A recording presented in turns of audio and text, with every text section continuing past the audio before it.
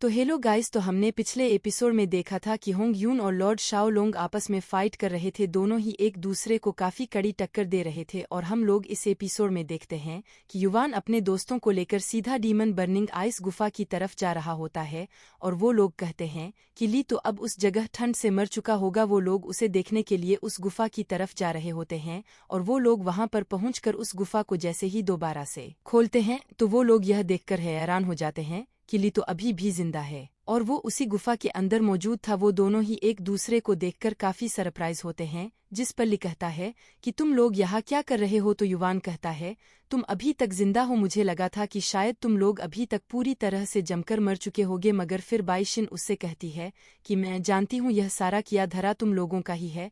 तुम सब लोग आपस में मिले हुए हो, एक मर्तबा हम लोग वापस चले जाएं, उसके बाद हम लोग तुम्हें इसकी सजा जरूर दिलवाए। मगर फिर युवान उन लोगों से कहता है कि इसकी नौबत ही नहीं आएगी, क्योंकि तुम लोग तो यहाँ पर वैसे ही मरने वाले हो। और लुवजिक कहता है कि चलो अब पुराना हिसाब चुकता करने का वक्त आ गया है। यह कहते ही वो ली पर हमला करने के लिए आता है, मगर बाइशिन एक शील्ड बनाकर उसे वापस पीछे धकेल देती है और फिर उससे कहती है कि अगर तुम उसे मारना चाहते हो तो पहले तुम्हें मुझसे होकर गुजरना होगा। यह कहते ही वो उस पर अटैक करके वहां से बाहर निकल आती है। उसकी पावर्स को देखकर युवान भी हैरान होता है और कहता है कि इनके ऊपर तो मैजिक रिस्ट्रिक्शन स्पेल लगा हुआ था, उसके बावजूद भी यह लोग अपनी पावर्स कैसे यूज कर रहे हैं। मगर फिर इतने में अचानक ली युवान पर अटैक करने के लिए जैसे ही आगे बढ़ता है तो युवान अपने स्पीयर की मदद से उसे वापस पीछे धकेल देता है और फिर ली से कहता है कि तुम्हारे अंदर अभी इतना दम नहीं है कि तुम मेरे सामने इस तरह एरोगेंट हो। और दूसरी तरफ हमें दिखाया जाता है बाइशिन अपनी फ्रीजिंग टेक्निक का इस्तेमाल करते हुए लुवजिग पर एक के बाद एक आइस अटैक किए जा रही होती है।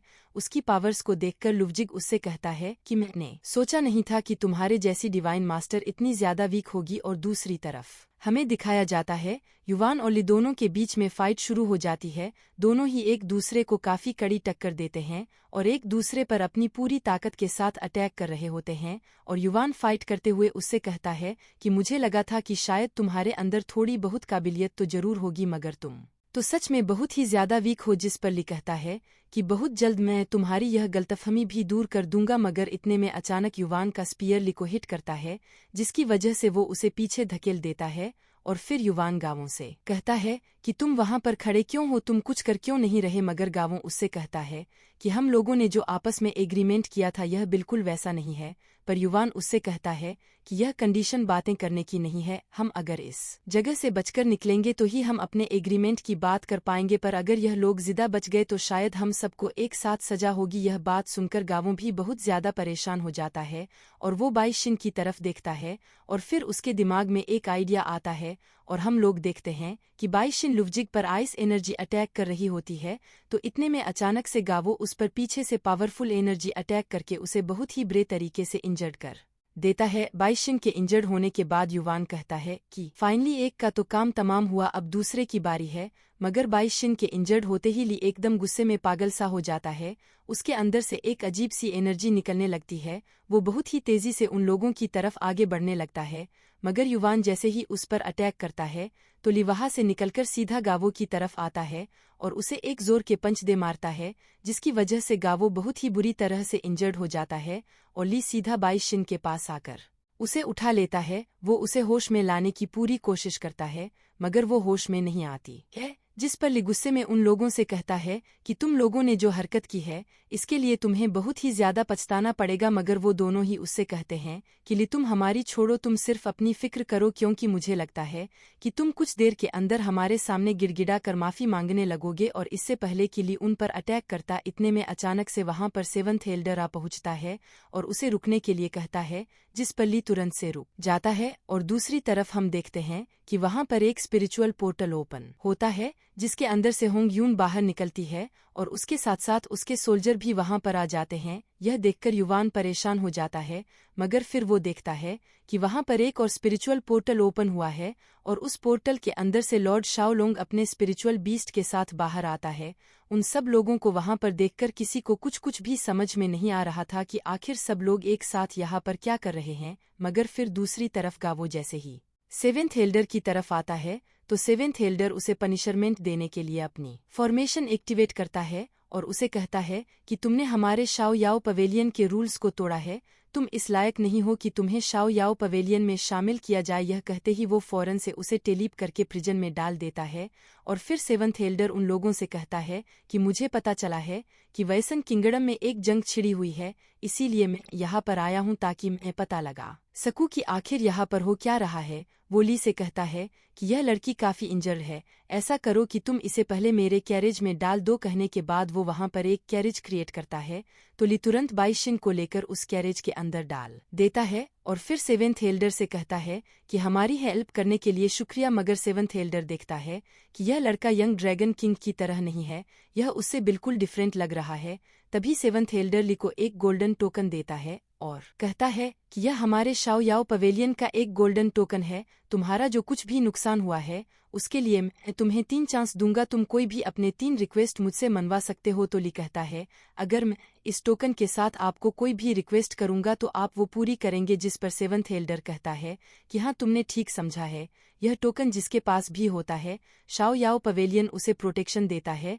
तो ली कहता है कि ऐसी बात है तो फिर ठीक है, सबसे पहले यही रिक्वेस्ट करूंगा कि फौरन से वैसन किंगडम के काउंसिल हॉल को डिसबैंड किया जाए, काउंसिल लीडर लॉर्ड शाओ लोंग को तुरंत ही वैसन किंगडम से बाहर निकाल दिया जाए। यह बात सुनते ही अचानक वो बर्ड अपने मुंह से एक एनर्जी रिलीज करती है जो कि सीधा उस गुफा के अंदर चली जाती है और दूसरी तरफ ली कहता है कि लॉर्ड शाओ लोंग और उसके रिश्तेदारों के पास जो भी हाई स्टेटस है वो सारे के सारे वापस ले लिए जाए। यह सुनकर सेवंथ एल्डर कहता है कि ठीक है, जो भी इस रिक्वेस्ट को एक्सेप्ट नहीं करेगा उसे मरना पड़ेगा। और फिर ली कहता है मेरी दूसरी रिक्वेस्ट यह है कि मैं युवान और लुवजिक को दोनों को अपने हाथों से मारना चाहता हूँ। यह बात सुनकर लॉर्ड शाओ लोंग भी गुस्से में आ जाता है और कहता है कि ली तुम अपनी हृद से आगे बढ़ रहे हो। और अगले सीन में हमें वो एनर्जी दिखाई देती है जो कि उस गुफा के अंदर जा रही होती है और वो एल्डर उस बर्ड से कहता है कि मुझे बताओ कि वहाँ पे क्या चल रहा है। तो वो बर्ड कहती है कि वहाँ बहुत ज्यादा ठंड है, मगर मुझे वहाँ पर उस रियल फायर की एनर्जी फील हो रही है।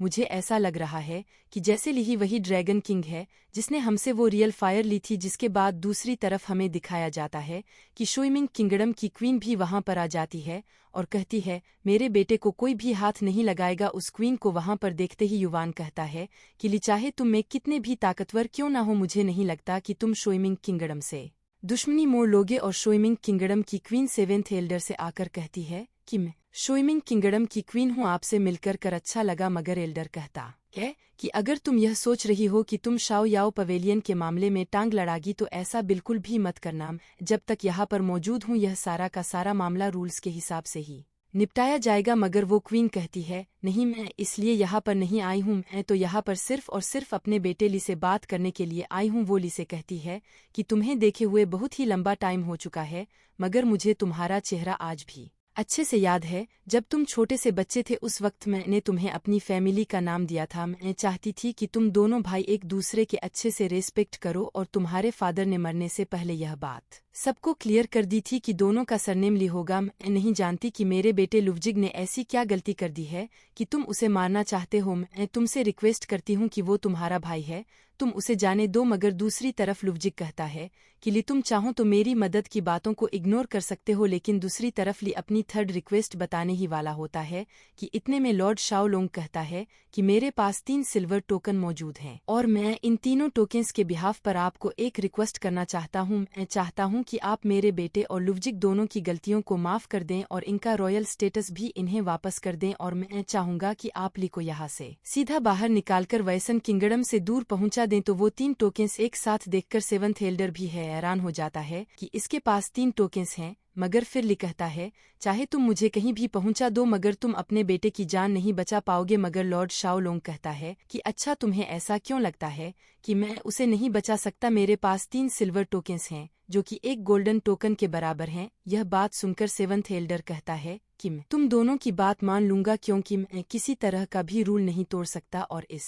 तरह होंग यून कहती है कि ली तुम डीमन प्रिजन में काफी इंजर्ड हो गए हो, तुम्हें खुद को एक मर्तबा रिकवर कर लेना चाहिए। मगर वो कहता है कि नहीं, मैं बिल्कुल ठीक हूँ, मेरी वजह से बाईशिन बहुत ही बुरी तरह से इंजर्ड हुई है और मैं उसका यहाँ से हिसाब लेकर ही जाऊंगा। यह कहने के बाद वो सेवंथ एल्डर से कहता है कि चाहे इस सिचुएशन में कोई और रिस्पॉन्सिबल हो या ना हो, मगर युवान जरूर है और मैं उसके साथ अपना हिसाब चुकता करना चाहता हूँ। इसीलिए मैं चाहता हूँ कि मुझे एक मौका दिया जाए। मैं उसके साथ 1-on-1 फाइट करना चाहता हूँ। यह बात सुनकर वहाँ मौजूद सब लोग हैरान होते हैं और लॉर्ड शाओलोंग तो खुश होता है क्योंकि उसका बेटा तो वैसे ही बहुत ज्यादा पावरफुल है। और युवान कहता है, तुम मेरे सामने इतना अकड़ो मत। तुम यह नहीं जानते हो कि शायद वैसन किंगडम में मुझसे ज्यादा जीनियस डिसाइल कोई भी नहीं, और तुम्हारे जैसे लो लेवल कल्टीवेटर से आज मैं अपनी जिंदगी में फर्स्ट टाइम ही फाइट करूंगा। तभी वहां मौजूद एक वरियर अपने मैजिक पावर के जरिए वहां पर एक डोमेन क्रिएट करता है और उसके चारों तरफ बहुत सारी स्वॉर्ड लगी हुई होती हैं। और इसी के साथ यह एपिसोड यहीं पर ही समाप्त होता है। अगर यह मेरी एक्सप्लेनर अच्छी लगी हो तो प्लीज चैनल को लाइक एंड सब्सक्राइब जरूर करें।